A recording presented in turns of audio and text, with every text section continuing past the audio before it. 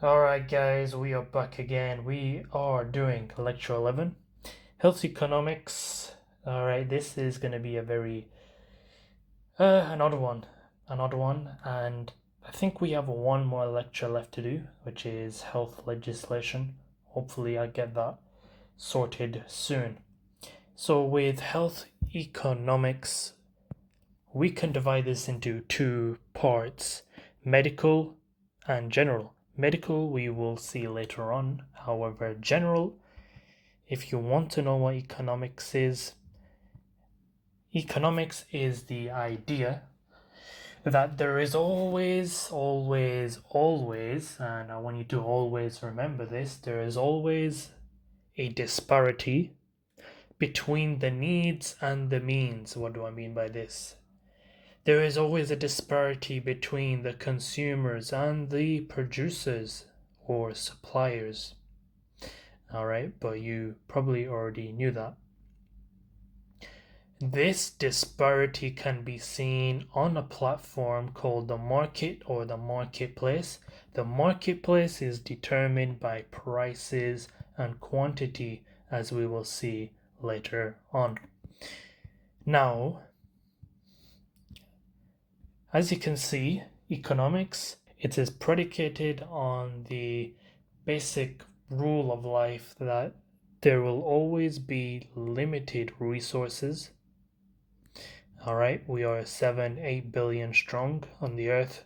However, everybody needs something at any point in time. Alright, the role of the economist is to basically distribute the resources in accordance to the needs of the people.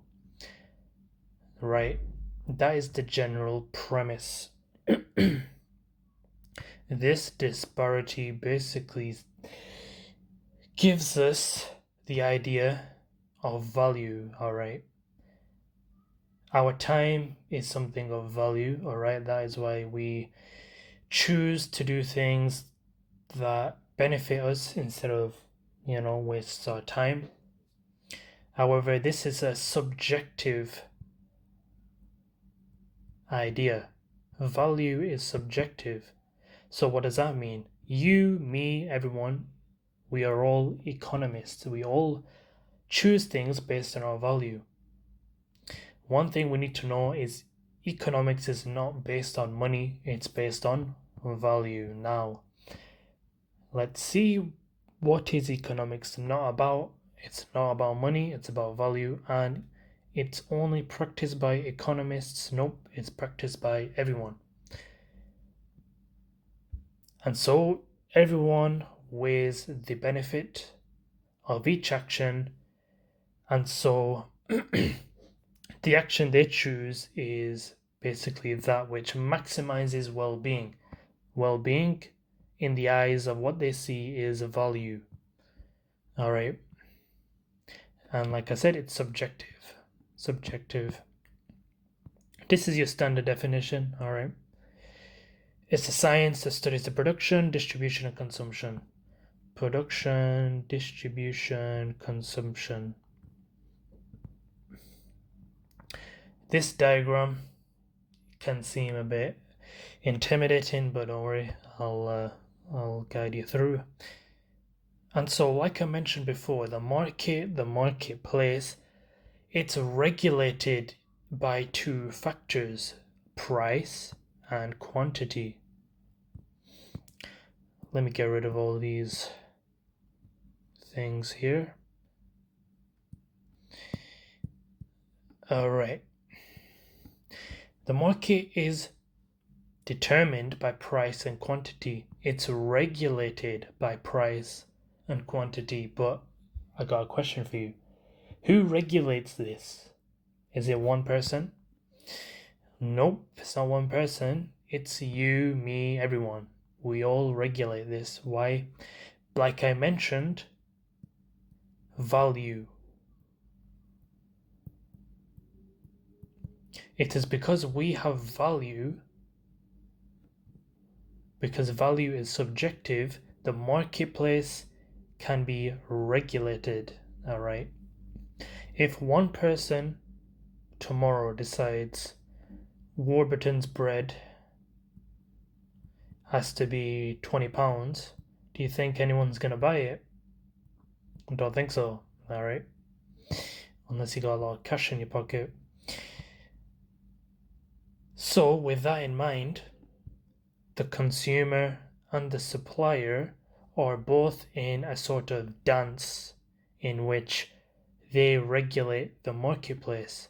The consumer wants, they want a £2 bread or what do Sainsbury's do nowadays? Like £1.80 or something for bread, Alright, that's a good price, right? It's a fair price. So the producer would say, alright, I want you to pay £1.80, and the population will be like, you know what? I agree, £1.80 is good. So there'll be a good quantity made. Alright, so there'll be a need. There'll be a need for that product. Alright, so let's put this into perspective. This diagram, I want you to focus on equilibrium price for the moment. What is equilibrium price? This is the price in which both consumer and producer is happy. Alright, when this is the case, when the price meets equilibrium price, both consumer and producer is happy. Alright, no one is losing something. Now let's change things up. Let's say the price has gone up for bread. It's gone to £4. We are now reaching surplus price. Alright, now here the consumer will be like, you know what? I don't want to buy that £4 bread. Alright, I'm not really happy about that. Alright, so what does that mean? That means the producer will recognize that the consumer does not want this, and so less will be sold, and so there'll be less quantity being made. You see where I'm going with this? Alternatively, if we decrease this to the shortage price, what will happen? Well, the consumer will be very happy. Alright? However, the producer, he will not be quite happy with this. And so to meet the demands, he will have to produce more quantity. Alright. But let's see what this diagram actually tells us. This diagram represents the flux between supply and demand. Supply, demand. Okay? Now, what happens if we reach surplus price? Remember the £4 bread? Oops. Alright. This line represents demand, and this line represents supply. Alright. If the surplus price has gone up, alright, what has happened here? There is a big disparity between supply and demand. Okay? There is a big disparity because no one wants to buy the £4 bread. Okay? No one wants to buy the £4 bread. So at the surplus price, there is a big disparity. What if we are at the equilibrium price? What's happened? The supply and the demand has overlapped each other. both guys are in harmony. All right, they're both happy. So both people share the same happiness. All right, and so both supply and demand overlap. They coincide with each other. Now, finally, the shortage price. All right, shortage price. Again, we can see there is a disparity because perhaps, the consumer may like this. However, the consumer, sorry, the producer may not like this because obviously lack of profit, if there's a lack of price, if there's a lack of price there. All right. Here we can see quantity here. Quantity, equilibrium quantity coincides with equilibrium price. All right. And we can see if we're in surplus quantity or shortage, we can see that, yep, there's going to be either a big or a small disparity. Well, large disparity. So in a nutshell, the shortage price coincides with the shortage quantity. Less price means less quantity of product because the producer is less likely to, give a lot of stock for such a short price. Equilibrium coincides with equilibrium here. Quantity and price coincide with each other. Surplus price, surplus quantity. All right. So here the producer may want to increase quantity of the stock because he wants to make more profit perhaps, and so he has a surplus quantity. Also, it could mean that no one wants to buy it, and so there's a surplus. I'm just throwing out ideas at this point. All right, but I think, yeah, that should be a good idea of what this diagram is trying to say. So as we can see, the market is defined by the law of demand from the consumer, the law of supply from the supplier or producer, competition. If there is a monopoly, if one person dictates the marketplace, all right, there isn't any competition for him, and so he can regulate the price to his liking. If there's again with the bread example, if there's only one type of bread available only, it's called the medical mini bread. All right, if I had a bread, the only bread in the world, I trademarked bread. I had a monopoly over it. I could say I am charging you £10 and you have no other way to get bread. All right. So with competition, if other people make bread and they have a lower price and then consumers can buy that lower price, then I am forced to change this price to a lower price. So like I mentioned, the marketplace is regulated just for that reason. It's regulated, so prices, we know, are on different levels.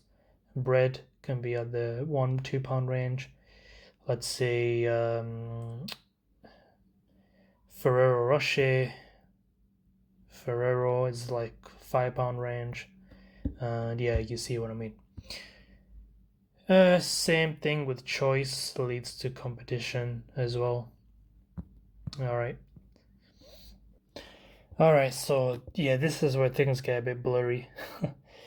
But yeah, I'll try and describe this. So the only thing I heard in the lecture, I couldn't really make out what it was saying, but free market and competition, they are overlapping. So basically, in order to have a free market, you need to have perfect competition. All right. And the idea is that there is no completely free market. So according to Google, the free market is basically a unrestricted platform competition between privately owned businesses. So it's unrestricted competition. Unrestricted competition.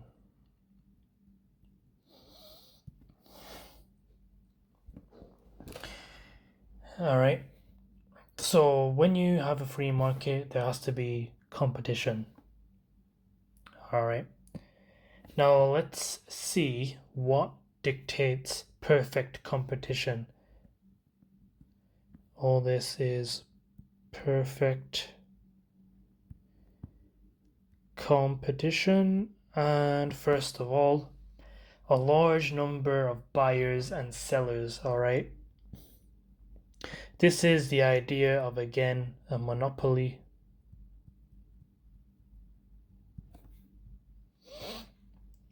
All right. If we have, like I mentioned, one person dictating the production of a certain product, then it's a monopoly. I determine the prices.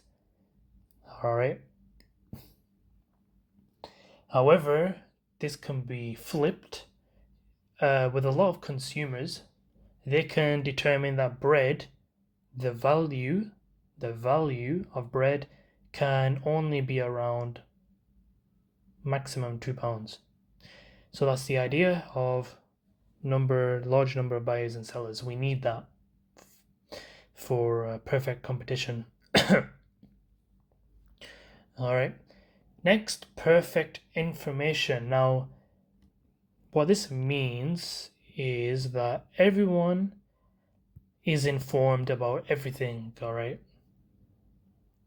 So what do I mean by this? Sellers are informed about their competitors. So let's say that I have a business selling some drinks. In order for me to have, good competition, I need to know what my competition is selling at. If I'm selling at £2 and he's selling at £1.80, I need to, drop my price so I can compete with him. But the thing is, I have to have information about the other person in order to, regulate the prices. So basically, everyone is informed about other people. We are informed about products and how products are made, what are the cost of those products to the makers, all right? What profit are they making? Okay. The essence of all these things, by the way, it's in relation to medicine. And you may be thinking, what are you on about? All right, so let me try and break this down. Perfect information does not exist in medicine, in medical economics. It doesn't exist. The thing is, the general public does not know a lot about medicine. We don't know certain procedures, we don't know certain drugs, we don't know the knowledge what a doctor would know. It's not as available to us. I mean, yeah, we do have Google, but we wouldn't really understand, the procedures. So that's the difference with normal economics. Homogeneous products next. All right, so homogeneous products, what this basically says is there isn't a rule that only one person is allowed to make this type of bread. All right. If I decided to make white bread, a certain type of white bread, that doesn't mean someone else can make white bread as well. All right, so different products that are sold from different producers, they cannot be differentiated. All right, they can be the same thing. All right. Okay, so what I'm trying to say here is in regards to medicine, if we compare this to medicine, one hospital can actually be better than another hospital, second hospital. All right. So with bread 1 and bread 2, both white bread, I know I'm getting white bread. There isn't going to be a massive difference between the two. All right. I know I'm getting white bread, and I know it's going to taste the same, look the same, smell the same. All right.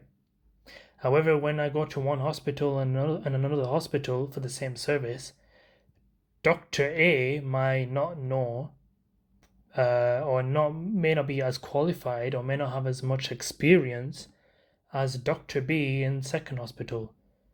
Also, there may be a differentiation in experience, in qualifications, all right, in service provision. This is the idea of homogeneous products. All right, no barriers to entry or exit. You, me, any other simpleton, we can decide to make a business. All right, it may not be a good business, all right, but we can decide to do it. If you wanted to be a doctor, then boy, good luck. All right, even actually, I'm not going to mention that. So doctors usually take 5 to 6 years to get into foundation years of training. All right, there's a barrier there's a barrier to get into medicine. However, there isn't really much a barrier to get into business or the economic platform. All right, you can enter the medical field whenever you want. You need experience and accreditation and that sort of thing. In the market, you can. In the market, there is no barriers.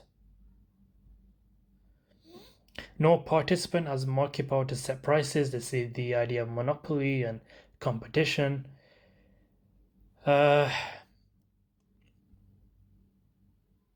that's pretty much the important parts there.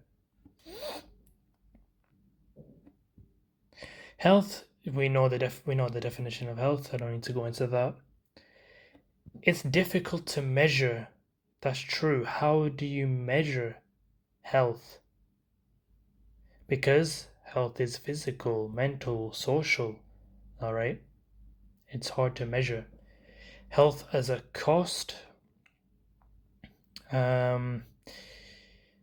Health as a cost. Yeah, I mean, we do know the value, sorry, the cost of services. However, health as an inherent concept, it's hard to actually determine as well. What is health? When are you healthy? These are all abstract. Health as a capital. Now, why do we want health? Why should you get health? Why is it important? From a government perspective, it's very important. Why? Because the government is interested in capital. They are for profit. So they are like this. You know what? We want you to be healthy. Not just because, we care about you. We want you to be healthy so that you can live longer. Yeah? We want you to live longer. Why? Because we want you to work for longer. Yeah.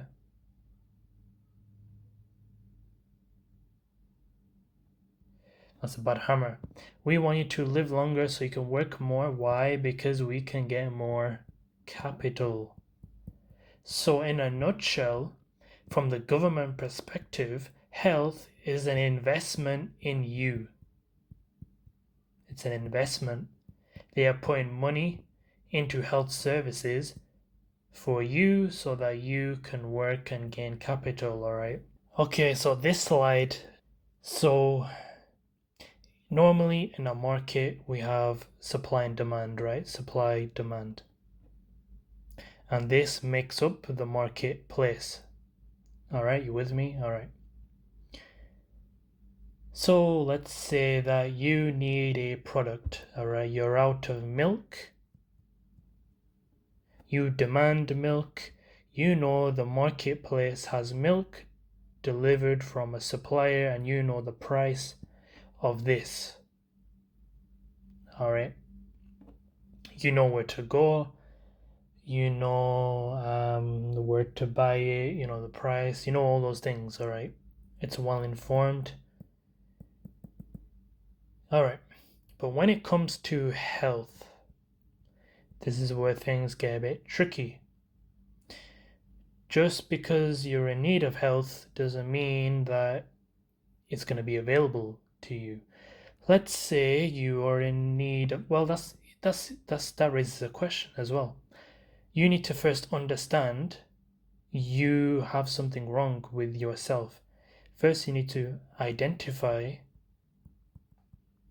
you are not healthy, or there's identify problem with health. After identifying that, alright, you then need to have the necessary resources, whether that's human, material, financial, especially financial. Do you have the money available to actually access this? Alright, not even the money. Obviously, money is important. Material resources. Alright, do you actually even have hospitals nearby? Do you live in an urban area? Sorry, a rural area. Do you live in a rural area? You may not even have many services to access. Human resources. Is there even many specialist doctors working there? When you go to Sainsbury's or Asda or wherever, you know that your milk is going to be waiting for you. Alright? That whole milk. Alright? No semi-skim stuff here. And so health is a bit more tricky when it comes to the marketplace. So yeah, we can't really say they're both the same thing, alright, when it comes to medical economics and general economics. Now here is a table describing the differences between the perfect market and the healthcare market. Alright, so like we mentioned, in a normal perfect market, everyone is informed about everything. Alright, I know my competition's prices. Me as a consumer, I know the costs of certain things, the profit it would make, and that sort of thing. However, in the medical field, the general patient isn't going to know what's going on, the treatments, you know, how things work, and that sort of thing. Let's put it in a different color. Let's put it in an orange, uninformed. In the in the marketplace, perfect market, there's a lot of sellers, so there is not a monopoly. However, in the healthcare market, especially the pharmaceutical market, there is a limitation in the number of people, which can provide monopolies and certain healthcare services as well. All right, especially if your healthcare system is run on a private insurance model, as is seen in the United States as well, monopolies are common, or oligopolies, which mean more than one monopoly. A homogeneous product, all right, so we mentioned here that bread is bread everywhere you go. Why bread is why bread everywhere you go. It's not going to be different. However, in the healthcare market, you are potentially going to find the same healthcare services, but they are different. They're different. Prices are determined. I don't know why I'm changing the color. Okay, that in yellow, that in orange.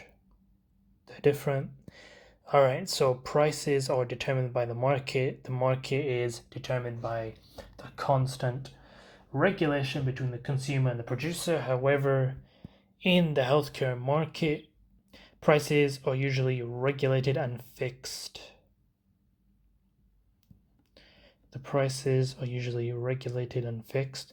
This is in, let's say, a Bulgarian health system, the public insurance system, all right, or the budgetary system, okay. No barriers to entry exit, so basically anyone can come into the market, or they can leave. However, a normal person off the street can't just enter medicine, and they can't leave not being in it in the first place. This basically describes those characteristics again, all right? Asymmetry of information, all right? So again, talking about people are informed, other people aren't. Merge demand and supply, so basically everyone gets ill. So if everyone gets ill, there is a need for doctors. Supply and demand. Health is a fundamental right. Yes, it is. Health is a public good. Vertical integration. Yeah.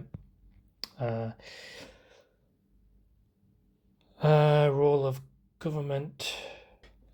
All right. Role of government.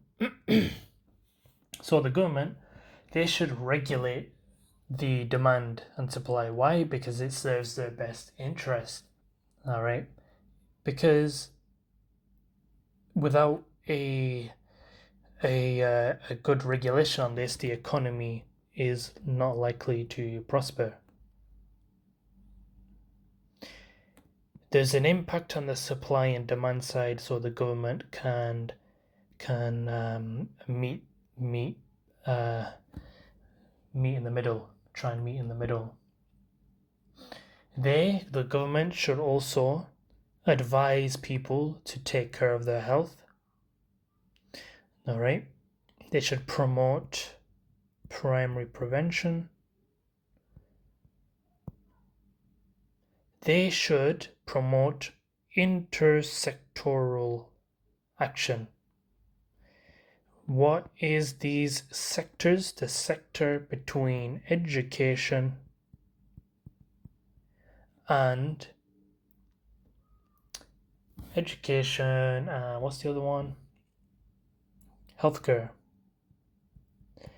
Why? Because it comes under primary prevention. We need to educate the public on healthcare, and so they take care of themselves, and therefore they gain capital. And so it benefits both you and the state, because you want a healthy life and the state wants some money. All right. Healthcare triangle, yeah, there's a like I mentioned, there's a play between the three people, the individual, the provider, and the government. Funding. Now again, this slide wasn't really given in any sort of good detail. So what the lecturer was kind of making sense of is funding should be from multiple streams, I think.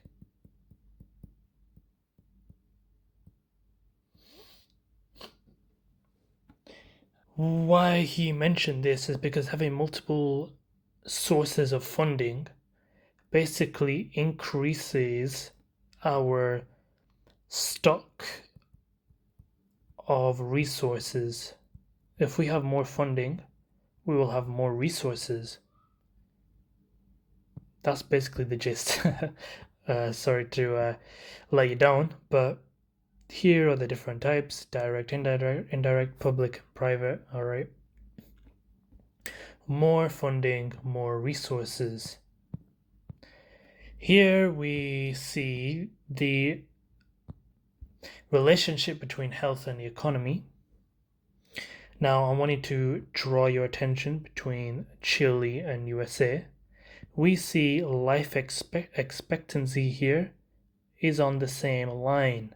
Chile and the USA have both the same life expectancy. However, what's the difference? The spending is the difference. We see that Chile and the USA have a large disparity, even though their life expectancy is the same. Now, we see the USA spends 4 times more than Chile does. And even that, the USA is still in the same ballpark as Chile. So, what is this? What is this trying to say? It's trying to say that cost or spending doesn't equate to health. All right. But you could argue, obviously, USA has a greater number of people. But yeah, that's the general idea. Now, on our book and our slides we have, we have an outdated version of the budget. However, I got you guys. I've got you. We got the 2020 budget right here. If they ask you what's the total, which I doubt they will, 662. Here are all the things that are spent in healthcare, all right, different areas. If you want to know that, go for it. Here's something interesting. Funding can be of 2 types, according to activity, according to time. So we can have closed and open systems. Closed systems is basically where funding does not increase even if you increase your own activity. So say if you've done 10 hours of work and then you want to do 20 hours, this increase will not give you an increase in money. That's closed system. However, open system is the same thing. However, you do get an increase in pay. So, what this is saying is if you decide to increase your service provision, funding will remain the same. If you decide to increase for open system, increase services, you will get increased funding. All right.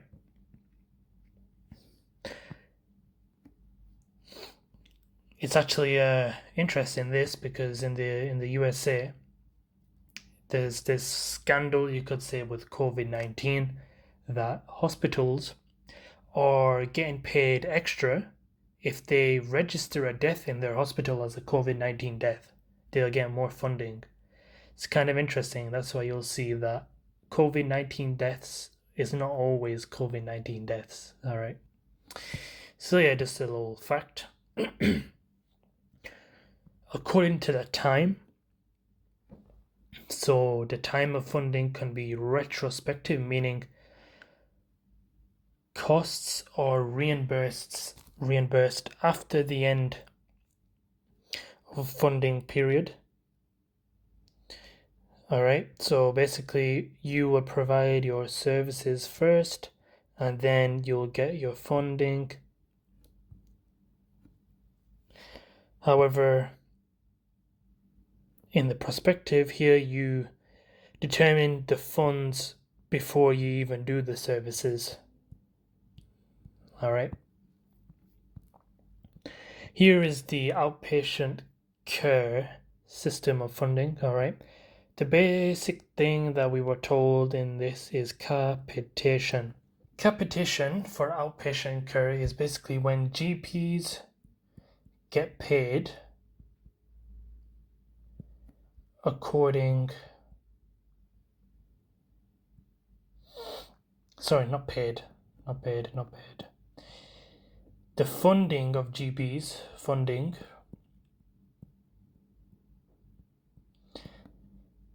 increases depending on the patient list. So if you have a larger patient list, you'll have a larger funding. All right, but there is a problem. We do not want a large patient list because, number one, first, you want to have enough time, quality time between each patient, and secondly, you want to be able to balance your services.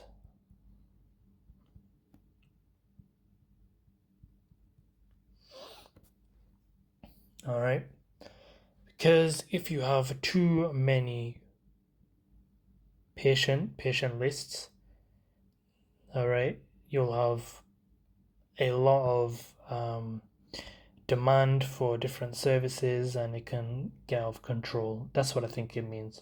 I could be wrong. All right. System of funding for inpatient care. All right, so the main difference here is funding is fixed. Just learn that. All right, that's all I got for you in this one. All right, but funding is fixed in the inpatient care. The outpatient care, it is dependent on patient list, and this is capitation. Marketing and healthcare. So it's dependent on the 4 P's. You can just learn that. Opportunity cost. All right, what is opportunity cost? This is, well, it's like I mentioned, when you who is watching this video, you are experiencing an opportunity cost. So you're gaining a benefit from watching this, however, you're losing a benefit from not watching your TV series. All right, you're foregoing a benefit, and you're choosing an alternative benefit instead. All right.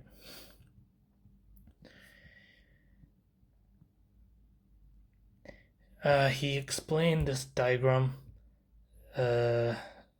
He mentioned that budget allocation basically necessitates that not everyone can get a slice of the pie. All right, there will be people who lose out. There will be so many people who want a slice of the pie. As you can see, there's so many people in the bed. Many people in the bed want a slice of the pie. The pie being budget and services and that sort of thing. That, there's going to be a squeeze and people will lose out. All right, if somebody wants a large share of the pie, there'll be a large portion of people who basically lose out in some form of another. And Alright, this plan in a nutshell, Oregon Health Plan. This is a plan that was given in Oregon for the elderly and children, and basically there was in this plan a set given services aimed at the elderly and children in a nutshell. All right, personalized towards this demographic.